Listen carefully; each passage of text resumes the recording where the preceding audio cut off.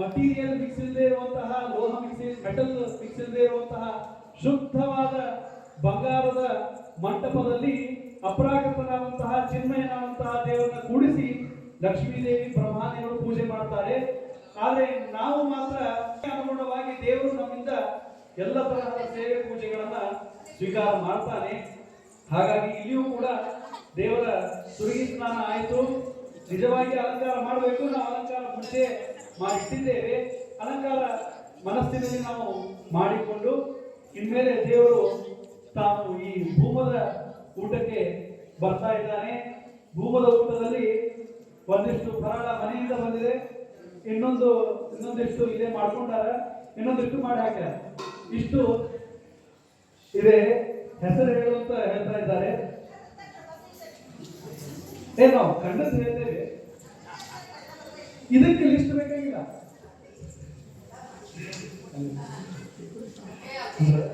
ತಿಂದು ರೂಢಿ ಅವಲಕ್ಕಿ, ಇದು ನೋಡಿದ್ದು ಸಿಸ್ಟಮೆಟಿಕ್. ಅವಲಕ್ಕಿ, ಬೇಸನ್ ಉಂಡಿ, ಹೆಸರಿಟ್ಟಿನ ಉಂಡಿ, ಹಣ್ಣುಗಳು, ಹಣ್ಣಿನ ಪೂರ್ಣ ಹೆಸರು ಹಾಕಿಲ್ಲ, 2 ವಿಧದ ಬೇಳೆ, ಕರ್ಚಿಕಾಯಿ, ಚಿರೋಟಿ, ಹಚ್ಚಿದ ಮುರುಗುರಿ, ಹಪ್ಪಳ ಮತ್ತು ಸಂಡಿಗೆ, ಕಾಯಿ ಸಂಡಿಗೆ, ಜೋಳದ ಅವಲಕ್ಕಿ, ಗೋಧಿಯ ಜೋಳದ ಅವಲಕ್ಕಿ, ಅವಲಕ್ಕಿ ಮತ್ತು ಚಕ್ಲಿ, ಕೋಡ್ಬಳೆ, ಬಟಾಟಿ, ಚಿಪ್ಸು, ಚಕ್ಲಿ, ಮಾವಿನ ಹಣ್ಣು, ಕೊಬ್ಬರಿ ವಡಿ, 3 ತರಹದ ಅವಲಕ್ಕಿ, ಗುಲಾಬ್ ಜಾಮೂನು, ಆಮೇಲೆ ಸಿಹಿ ಕರಿದ ಅವಲಕ್ಕಿ, ಹಾಲು ಮೊಸರು, ಅವಲಕ್ಕಿ ಹಾಲು ಮೊಸರು ಅವಲಕ್ಕಿ, ಆಮೇಲೆ ವರ್ತುಲ ಚಿರೋಟಿ. ಆಮೇಲೆ ಇಲ್ಲಿ ಎಷ್ಟೋ ಜನ ಮಹಿಳೆಯರು ಬಂದು ಪದಾರ್ಥಗಳನ್ನ ದೇವರಿಗೆ ಇವತ್ತು ವಿಶೇಷವಾಗಿ ದೇವರ ಮದುವೆಯಾದ ದಿನ ನಾಳೆ, ವರಪೂಜೆ ಮಾಡಿಸಿಕೊಂಡ ದಿನ ಇವತ್ತು. ನಿಜವಾಗಿ ಮೂಲ ಶ್ರೀನಿವಾಸ ದೇವರು ಮದುವೆಯಾದ ದಿನ ನಾಳೆ, ವರಪೂಜೆ ಋಕೋತ್ರ ಮಾಡಿಸಿಕೊಂಡ ದಿನ ಇವತ್ತು. ಆ ಹೌಸಿನಲ್ಲಿ ಸಾಕಷ್ಟು ಜನ ಮಂಡಲದ ಮಹಿಳೆಯರಿರ್ಬೋದು, ಬೇರೆ ಮಹಿಳೆಯರಿರ್ಬೋದು, ಪರಮಾತ್ಮ ಅವನಿಗೆ ನೈವೇದ್ಯವಾಗಲಿ, ಅವನು ಸ್ವೀಕಾರ ಮಾಡಲಿ ಅಂತ ಒಂದೇ ಒಂದು ಭಕ್ತಿಯ ಭಾವನೆಯಿಂದ ಸಾಕಷ್ಟು ಫಲಹಾರಗಳನ್ನ ಪದಾರ್ಥಗಳನ್ನು ಮಾಡಿಕೊಂಡು ಬಂದಿದ್ದಾರೆ. ಅವಶ್ಯವಾಗಿ ದೇವರು ಅದನ್ನು ಸ್ವೀಕಾರ ಮಾಡ್ತಾನೆ. ಸ್ವೀಕಾರ ಮಾಡಿ ಅವಶ್ಯವಾಗಿ ಅನುಗ್ರಹ ಮಾಡ್ತಾನೆ. ಚಿಂತನೆ ಮಾಡಬೇಕಾದದ್ದು ಇಷ್ಟೇ, ನಮ್ಮಲ್ಲಿ ನಿಂತು ದೇವರು ಮಾಡಿಸಿದ್ದಾನೆ. ಅಲ್ಲಿ ಭೋಕ್ತೃ ರೂಪದಿಂದ ಪರಮಾತ್ಮ ಇದ್ದು ಭೋಗ ಮಾಡ್ತಾನೆ. ನೈವೇದ್ಯದಲ್ಲಿ ಭಕ್ಷ್ಯ ರೂಪದಿಂದ ಇದ್ದು ತಾನು ಅದನ್ನ ಸ್ವೀಕಾರ ಮಾಡ್ತಾನೆ. ಈ 3 ರೂಪಗಳಿಗೆ ಏನು ಅಭೇದ, ನಮ್ಮಲ್ಲಿ ಇದ್ದ ಪರಮಾತ್ಮ, ಭಕ್ಷ್ಯದಲ್ಲಿ ಪದಾರ್ಥದಲ್ಲಿ ಇದ್ದ ಪರಮಾತ್ಮ, ಮೂರ್ತಿಯಲ್ಲಿದ್ದು ಸ್ವೀಕರಿಸುವಂತಹ ಪರಮಾತ್ಮ, 3 ಒಬ್ಬರೇ. ಅಭೇದ ರೂಪದಿಂದ ಪರಮಾತ್ಮ ಇದನ್ನು ಸ್ವೀಕಾರ ಮಾಡ್ತಾನೆ. ಕಣ್ಣಿನಲ್ಲಿ ಕಪಿಲ ರೂಪದಿಂದ ಇದ್ದು ಪರಮಾತ್ಮ ಅದನ್ನು ನೋಡ್ತಾನೆ. ನರಸಿಂಹ ರೂಪದಿಂದ ಮೂಗಿನಲ್ಲಿ ಇದ್ದು ನಾವು ಏನು ಪದಾರ್ಥಗಳನ್ನ ಮಾಡಿರ್ತೇವೆ, ಸಿಹಿ ರಸ, ಒಂದೊಂದು ಪದಾರ್ಥದ ಒಂದೊಂದು ವಾಸನೆ ಇರ್ತದೆ. ಇತ್ತಿದ್ದಾಗ ಎಷ್ಟು ಮಟ್ಟಿಗೆ ಸ್ಪೆಷಾಲಿಟಿ ಬಂದ್ಬಿಟ್ಟಿದೆ ಅಂತಂದ್ರೆ, ದೂರದಿಂದ ವಾಸನೆ ಬಂದ್ರೆ ಹೇಳ್ತಾರೆ ಏನ್ ಪದಾರ್ಥ ಮಾಡಿರ್ತಾರೆ. ಅಂಥದ್ದು ಪರಮಾತ್ಮ ನರಸಿಂಹ ರೂಪದಿಂದ ಮೂಗಿನಲ್ಲಿ ಇದ್ದು ಆಘ್ರಾಣನ ವಾಸನೆಯನ್ನು ತೆಗೆದುಕೊಳ್ತಾನೆ. ವಾಸನೆ ತಗೊಂಡ ಮೇಲೇನೆ ಹಸಿವೆ ಎಷ್ಟಾಗಿದೆ ಗೊತ್ತಾಗ್ತದೆ. ಬಾಯಿಯಲ್ಲಿ ಮೋಟರ್ ಚಾಲು ಆಗ್ತದೆ ನೀರಿಂದು, ಅದು ವಾಸನೆ ಬಂದಾಗ ಗೊತ್ತಾಗ್ತದೆ, ಇಲ್ಲ ಗೊತ್ತಾಗೋದಿಲ್ಲ. ಹಾಗಾಗಿ ನರಸಿಂಹ ರೂಪದಿಂದ ಪರಮಾತ್ಮ ಅದನ್ನು ಆಘ್ರಾಣ ಮಾಡ್ತಾನೆ. ಸೈಂಟಿಫಿಕ್ ಆಗಿ ಹೇಳಬೇಕು ಅಂತಂದ್ರೆ, ಮೊದಲಿಗೆ ಆ ವಾಸನೆಯನ್ನು ಯಾಕೆ ತೆಗೆದುಕೊಳ್ಬೇಕು ಅಂದ್ರೆ, ಬಾಯಿಯಲ್ಲಿ ಒಂದು ರಸ ಕ್ರಿಯೇಟ್ ಆಗ್ತದೆ. ಅದು ಆಹಾರದ ಜೊತೆಗೆ ಒಳಗೆ ಹೋದಾಗ ಪಚನ ಸರಿಯಾಗಿ ಆಗ್ತದೆ ಅಂತ ಅನ್ನೋದು ಒಂದು ವಿಜ್ಞಾನವಿದೆ. ಹಾಗಾಗಿ ಮೊದಲಿಗೆ ವಾಸನೆಯನ್ನು ತೆಗೆದುಕೊಳ್ಬೇಕು. ನರಸಿಂಹದೇವರು ಕರೆಕ್ಟ್ ಅಂತ ಹೇಳಿದ ಮೇಲೆ ಮುಂದೆ ಕೂರ್ಮ ರೂಪದಿಂದ ಪರಮಾತ್ಮ ನಾಲಿಗೆಯಲ್ಲಿ ಇದ್ದು ಆ ಷಟ್ರಸಗಳ ಆಸ್ವಾದನೆಯನ್ನು ಮಾಡ್ತಾನೆ. ಖಾರ, ಸಿಹಿ, ಉಪ್ಪು, ಆಮೇಲೆ ಬೇರೆ ಬೇರೆ 6 ರಸಗಳ ಆಸ್ವಾದನೆಯನ್ನು ಮಾಡ್ತಾನೆ. ಆಮೇಲೆ ಪರಮಾತ್ಮ ಹೊಸದಾದ ಸುದ್ದಿ ಏನು ಅಂತಂದ್ರೆ, ಚಲೋ ಆಗಿರೋದು ಹೇಳ್ಬೇಕಲ್ಲ. ನಾವು ಮಾಡಿದ ಅಡಿಗೆ ನಮಗೆ ರುಚಿ ಹತ್ತಂಗಿಲ್ಲ, ದೇವರಿಗೆ ರುಚಿ ಹತ್ಬೇಕು. ಆದ್ರೂ ಕೆಲವು ಕಡೆ ಹೋಗಿರ್ತೀವಿ ನಾವು ಮನೆಗೆ, ಚಲೋ ಆಗಿರ್ತದೆ ಪಾಪ, ನಾ ಏನಂತಿಲ್ಲ ಇನ್ನೂ ತನಕ. ಆದ್ರೆ ಕೆಲವೊಮ್ಮೆ ಹೇಳ್ಬೇಕಾಗ್ತದೆ, ವ್ಯಾವಹಾರಿಕವಾಗಿ ಯಜಮಾನಿಗೆ ಶಾಂತ ಮಾಡಬೇಕಾದ್ರೆ ಚಲೋ ಆಗಿದೆ ಅಂತ ಒಂದು ಮಾತು ಚಲೋ ಆಗಿರ್ತದೆ. ಇವ್ರು ಹೇಳಿ ಒಂದು ಗಾಂಭೀರ್ಯ ಇಟ್ಕೊಂಡಿರ್ತಾರೆ ಮನಸ್ಸಿನೊಳಗೆ, ಅದು ತಪ್ಪದು. ಚಲೋ ಆಗಿದೆ ಅಂತ ಹೇಳಬೇಕು ಅಂತ ವ್ಯವಹಾರವನ್ನು ಪರಮಾತ್ಮ ತೋರಿಸ್ತಾನೆ. ಪರಶುರಾಮ ದೇವರ ರೂಪದಿಂದ ಸಾಂತ್ವನೆ ಮಾಡ್ತಾನೆ ಯಜಮಾನಿಗೆ. ಮಾಂ ಸಾಂತ್ವಯ, ಯಜಮಾನ ತಾನು ನೈವೇದ್ಯ ಮಾಡಬೇಕಾದಾಗ ಅನೇಕ ಪದಾರ್ಥಗಳಿಂದ ನೈವೇದ್ಯವನ್ನ ಪರಮಾತ್ಮನಿಗೆ ಸಮರ್ಪಣೆ ಮಾಡಬೇಕಾದಾಗ ಯಜಮಾನ ಎಷ್ಟು ಕಷ್ಟಪಟ್ಟು ಮಾಡಿರ್ತಾನೆ, ಅವನಿಗೆ ಚಲೋ ಆಗ್ಯದ ಅಂತ ಒಂದು ಮಾತು ಹೇಳಿದ್ರೆ ಅಷ್ಟೇ ಸಂತೋಷವಾಗ್ತದೆ ಅಂತಲಿಕ್ಕೆ ದೇವರು ಪರಶುರಾಮ ರೂಪದಿಂದ ಸಾವಕಾಶ ಎಲ್ಲ ಚೆನ್ನಾಗಾಗಿದೆ ಅಂತ ಸಾಂತ್ವನ ಮಾಡ್ತಾರೆ. ಹೀಗೆ ಪರಮಾತ್ಮನಿಗೆ ಸಾಕಷ್ಟು ಜನ ನೈವೇದ್ಯವನ್ನ ಸಮರ್ಪಣೆ ಮಾಡಿದ್ದೀರಿ. ದೇವರು ಎಲ್ಲರಿಗೂ ಆಯುರಾರೋಗ್ಯ ಐಶ್ವರ್ಯವನ್ನು ಕೊಟ್ಟು ಹೆಚ್ಚಿನ ತಿನ್ನುವ ಶಕ್ತಿಯನ್ನು ಕೊಟ್ಟು ವಿಹಿತವಾದದ್ದನ್ನು ತಿನ್ನುವ ಶಕ್ತಿಯನ್ನು ಕೊಟ್ಟು ಅನುಗ್ರಹ ಮಾಡಲಿ ಅಂತ ಪರಮಾತ್ಮನಲ್ಲಿ ಪ್ರಾರ್ಥನೆ ಮಾಡ್ತೇನೆ. ಇನ್ಮೇಲೆ ಒಳಗಲ್ ಪೂಜೆ ಆಗ್ತದೆ.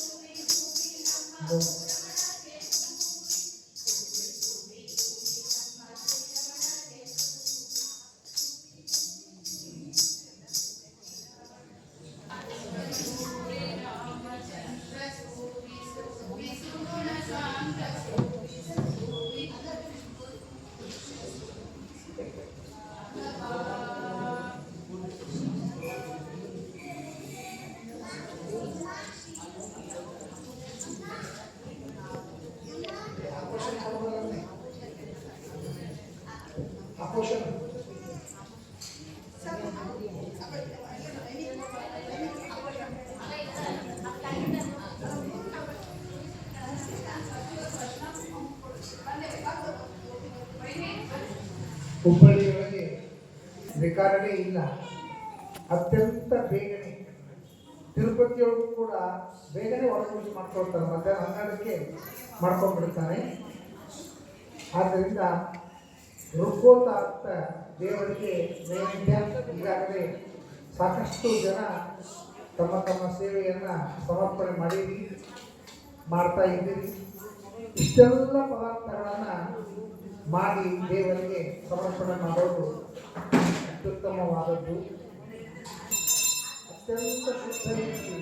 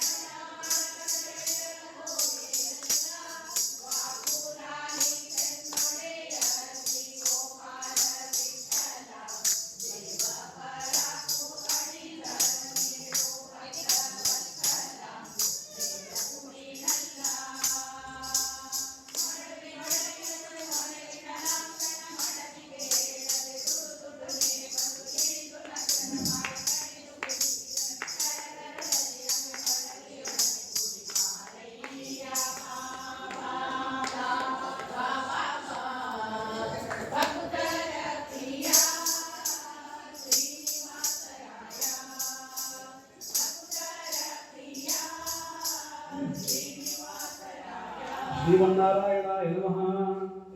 ಆವಾಹಿತ ಲಕ್ಷ್ಮೀ ವೆಂಕಟೇಶಾಯ ನಮಃ. ನೈವೇದ್ಯಂ ನಿವೇದಯಾಮಿ ಸತ್ಸಂದೋತ್ತೇನ ಪ್ರಶಿಂಚಾಮಿ.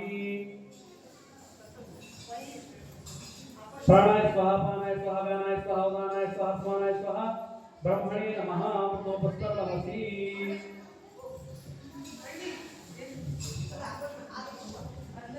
ಉನ್ನತ ಪ್ರಾರ್ಥಿತಾ ಶೇಷ ಸಂಸಾಧಕಂ ಸನ್ನತಾ ಲೌಕಿಕಾನಂದದ ಶ್ರೀಪದ ಭಿನ್ನ ಕರ್ಮಾಶ್ರಯ ಪ್ರಾಣಿ ಸಂಪ್ರೇರಕಂ ತನ್ನ ಕಿನ್ನೇತಿ ವಿದ್ವತ್ಸು ಮೀಮಾಂಸಿತಂ ಪ್ರೀಣಯಾಮೋ ವಾಸುದೇವಂ. ದೇವತಾ ಮಂಡಲಾಖಂಡ ಮಂಡಲಂ ಪ್ರೀಣಯಾಮೋ ವಾಸುದೇವಂ. ಅಕ್ಷಯಂ ಕರ್ಮ ಯಸ್ಮಿನ್ ಪರೇ ಸರ್ಪಿತಂ ಪ್ರಕ್ಷಯಂ ಯಾಂತಿ ದುಃಖಾನಿ ಯನ್ನಾಮತಃ. ಅಕ್ಷರೋ ಯೋಜನಃ ಸರ್ವದೈವಾಮೃತಃ ಕುಕ್ಷಿಗಂ ಯಸ್ಯ ವಿಶ್ವಂ ಸದಾಚಾಧಿಕಂ ಪ್ರೀಣಯಾಮೋ ವಾಸುದೇವಂ. ದೇವತಾ ಮಂಡಲಾಖಂಡ ಮಂಡಲಂ ಪ್ರೀಣಯಾಮೋ ವಾಸುದೇವಂ. ಪ್ರೀಣಯಾಮೋ ವಾಸುದೇವಂ. ಪ್ರೀಣಯಾಮೋ ವಾಸುದೇವಂ.